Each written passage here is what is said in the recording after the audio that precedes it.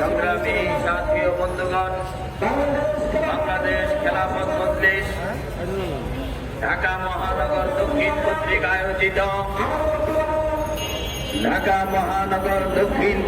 আয়োজিত আজকের এই বিক্ষোভ মিছিল ও প্রতিবাদ সমাবেশ থেকে সুদূর ইসরায়েলি বর্বরচিত ফিলিস্তিনের নিরীহ নিরপরাধ শিশু, নারী, সর্বস্তরের মুসলমানের উপর রাতের অন্ধকারে যে নির্মমভাবে তারা গণহত্যা চালিয়েছে, আমরা এর তীব্র প্রতিবাদ জানাই।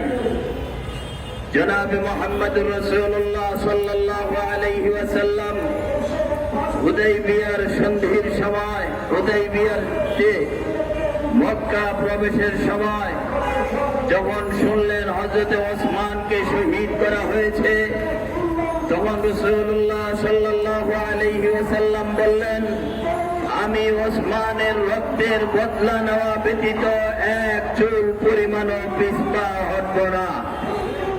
সাথে সাথে 1450 সাহাবায়ে কেরাম জনাবে মুহাম্মদুর রাসূলুল্লাহর হাতে হাত দিয়ে জিহাদের অঙ্গীকার করলেন, আমরা ওসমানের রক্তের বদলা নেওয়া ব্যতীত ঘরে ফিরব না।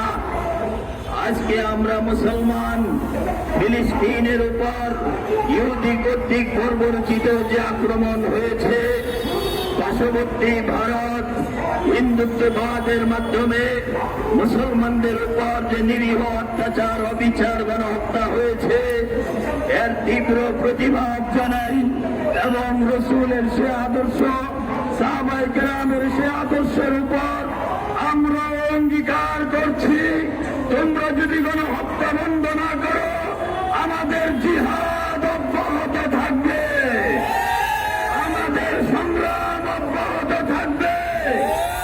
আমরা ভারতকে হুঁশিয়ার করে দিতে চাই, বাংলাদেশকে ফিলিস্তিন মনে করবেন না।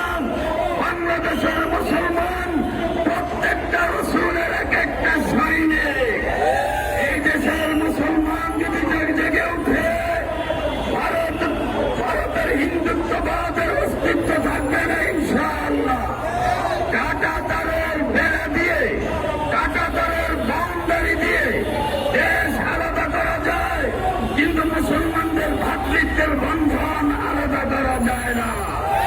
সুতরাং ফিলিস্তিনে হোক, ভারতে হোক, একজন মুসলমানের উপর অত্যাচার হবে, অভিযান